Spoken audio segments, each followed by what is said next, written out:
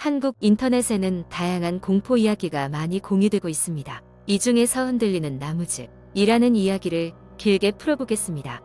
나는 어릴 적 여름 방학을 시골 할아버지 댁에서 보내곤 했다.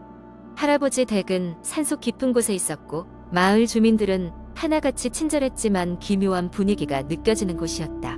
특히 마을에서 조금 떨어진 곳에 있는 작은 산에는 누구도 가까이 가지 않으려 했다. 그곳엔 오래된 나무집이 하나 있었는데 마을 사람들은 그 나무집이 저주받은 곳이라며 피하곤 했다.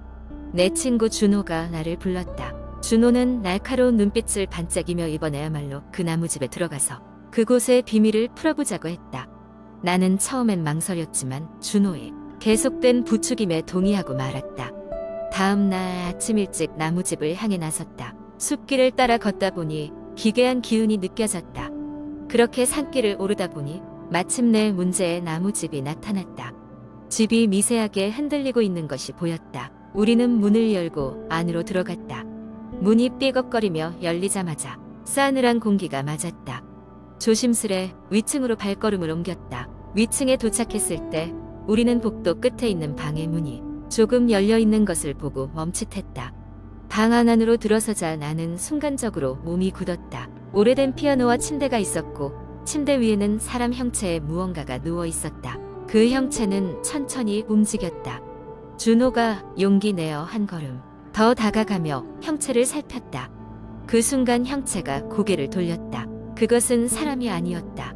오래된 가면을 쓰고 있는 형체였다. 우리는 공포에 질려 그 자리를 떠나지 못하고 있었다. 그러다 갑자기 가면 아래서 남자의 낮고 흐릿한 목소리가 들려왔다. 여기 온 지 한참이니 돌아가거라.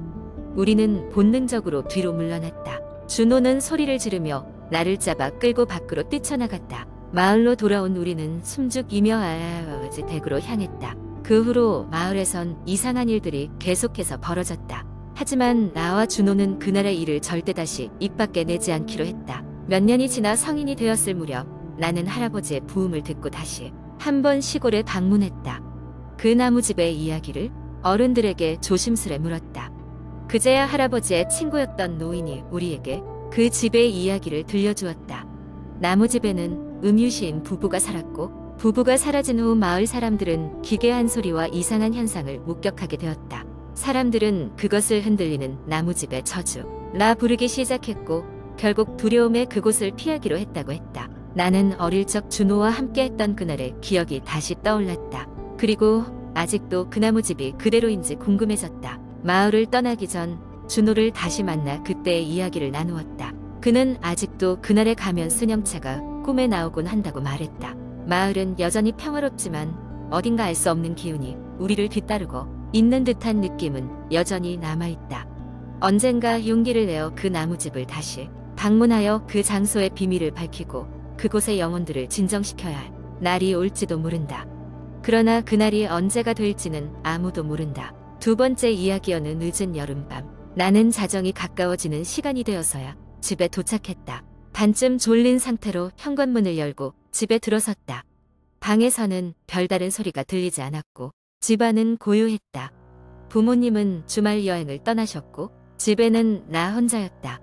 어쨌든 혼자 있는 게 편했기에 나는 크게 신경 쓰지 않았다. 집안의 조명을 켜고 편안한 옷으로 갈아입은 호소파에 앉아 텔레비전을 켰다. 몇 개의 채널을 돌려보다가 좋아하는 드라마의 재방송을 발견하고 그걸 보기로 했다. 그런데 갑자기 화면이 까맣게 변하며 텔레비전이 꺼졌다. 리모컨을 몇 번 눌러봤지만 반응이 없었다. 아마도 배터리가 다 됐을 거라 생각하고 나는 새로운 배터리를 찾으러 방으로 들어갔다. 방불을 켜고 서랍을 뒤지다가 갑자기 뭔가 이상하다는 느낌이 들었다. 분명히 아무도 없을 줄 알았던 방 안에서 사소하지만 명확한 숨소리가 들렸다. 나는 숨을 죽이고 소리가 나는 방향으로 천천히 고개를 돌렸다. 그러나 아무리 주위를 살펴봐도 아무것도 없었고 소리도 멈춰버렸다. 기분 탓인가 싶어 다시 배터리를 찾아 텔레비전 앞으로 돌아왔다.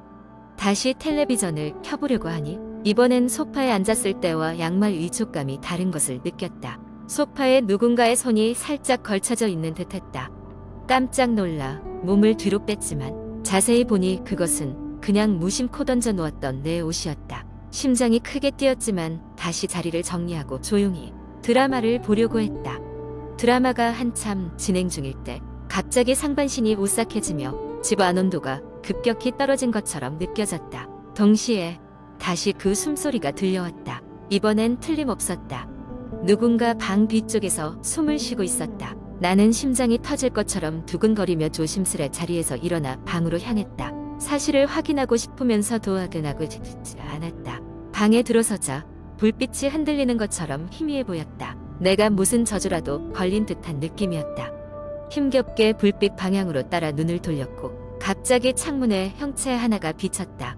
그것은 내 모습이 아니었다. 창문에 비친 그것의 모습은 분명히 세상의 것이 아니었다. 눈이 없는 얼굴, 입은 크게 벌어진 채 소리 없이 비명을 지르고 있었다.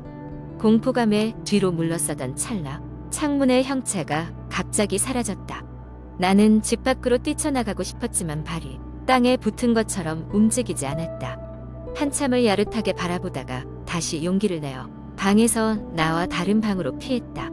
그런데 이 모든 것이 악몽일지도 모른다는 생각이 들었다. 침대에 누워서 정신을 차리려 했지만 눈을 뜨면 악몽이 현실이 될 것만 같았다. 자꾸만 그 형체가 떠올라 잠을 잘 수가 없었다. 어쩔 수 없이 밤을 꼬박 새운 채침대에서 겨우 일어난 나는 결국 해가 뜨고 나서야 조금 안도할 수 있었다.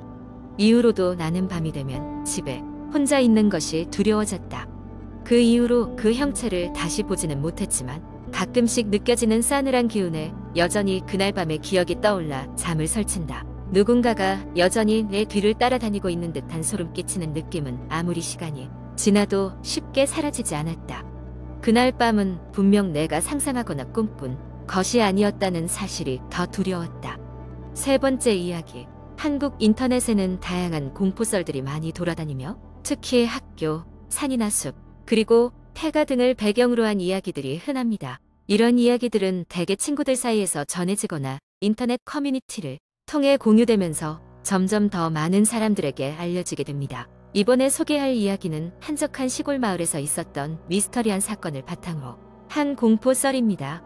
몇몇 시골 마을에 가보면 아직도 한적한 곳곳에 오래된 집들이 무성한 풀숲 속에 자리 잡고 있다. 이 이야기는 그런 오래된 폐가에 얽힌 무서운 이야기다. 이 마을에선 이 집을 두고 귀신 들린 집이라 부르며 마을 사람들은 이유 없이 그 근처로는 잘 가지 않으려 했다. 몇십 년 전 이 집에는 한 가족이 살고 있었다. 일가족은 부모와 두 딸로 이루어져 있었고 그들은 이웃과도 잘 지내며 별 문제 없이 살아가는 듯했다. 하지만 어느 날 가족은 갑작스레 이사를 가버렸고 그 이후 그 집은 그저 시간이 멈춘 것처럼 버려져 있었다. 마을 사람들은 가족이 떠난 이유를 모른 채 각자 상상에 맡겼는데 그중 가장 널리 퍼진 소문은 딸 중 하나가 실종되었다는 것이었다. 그 일이 있고 나서 가족이 충격을 받아 집을 떠났다는 이야기였는데 구체적인 것은 다들 알지 못했다. 몇 년 후 폐가에 대한 호기심으로 마을의 몇몇 청소년들이 그 집에 들어가 보자고 했다. 이들은 귀신 이야기 같은 것을 무서워하기보다는 오히려 그런 미스터리한 장소를 탐험하는 것을 좋아하는 친구들이었다. 어느 날 밤 이들은 손전등 하나만 가지고 그 집으로 향했다. 낡고 바래진 대문을 밀어보니 마치 누군가가 방금이라도 다녀간 것처럼 부서진 고요한 소리가 울렸다. 친구들은 조금 두려웠지만 서로 내기라도 하듯 용기를 내어 안으로 들어갔다. 집안은 먼지로 뒤덮여 있어 오랜 시간 방치된 흔적이 역력했다. 집안을 탐험하며 몇몇 친구들은 이상한 느낌을 받기 시작했다. 그저 낡고 오래된 집에 불과한데도 왠지 모르게 누군가 자신들을 지켜보고 있다는 느낌이었던 것이다. 특히 둘째 딸의 방으로 알려진 방에 들어섰을 때 그 느낌은 더욱 강해졌다. 방 안에는 여전히 딸이 사용하던 낡은 인형과 장난감들이 그대로 남아 있었다. 그중 하나의 인형은 유난히 생생한 눈을 가지고 있었다. 한 친구가 장난으로 인형을 만지려는 순간 갑자기 차가운 바람이 방 안을 휩쓸고 지나갔다. 순간 친구들은 서로의 얼굴을 쳐다보며 뭔가 이상하다는 것을 직감했다. 놀람과 두려움이 뒤섞인 그들은 급히 그 방을 벗어나려 했지만 문이 갑자기 굳게 닫혔다. 당황한 친구들은 문을 열기 위해 안간힘을 썼지만 문은 꿈쩍도 하지 않았다. 그리고 그때 방 안에는 누군가의 숨소리가 들려왔다. 그것은 그곳에 있는 그들 중 누구의 것도 아니었다. 긴장과 공포가 극에 달했을 때 한 친구가 손전등을 떨어뜨려 방 안이 잠시 어둡게 닫혔다. 어둠 속에서 그들은 부드러운 여성의 목소리가 들리는 듯 했다. 왜 여기에 왔니? 라는 그 목소리는 마치 방구석 어딘가에서 흘러나오는 것 같았다. 목소리가 사라졌을 때 다시 방 안은 고요해졌고 손전등을 주운 친구가 문 쪽으로 불을 비추자 문은 이상하게도 다시 열려 있었다. 그들은 더 이상 지체할 생각도 하지 않고 집 밖으로 달려나갔다. 그 이후로 마을에서는 그 집에 접근하는 사람이 없었다.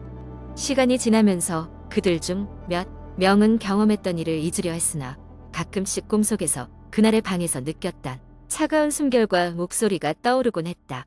사람들은 여전히 그 집을 귀신 들린 집이라고 불렀고 그 이후로 어떤 이유에서인지 그 집은 마을 사람들에게 더 큰 두려움의 대상이 되었다.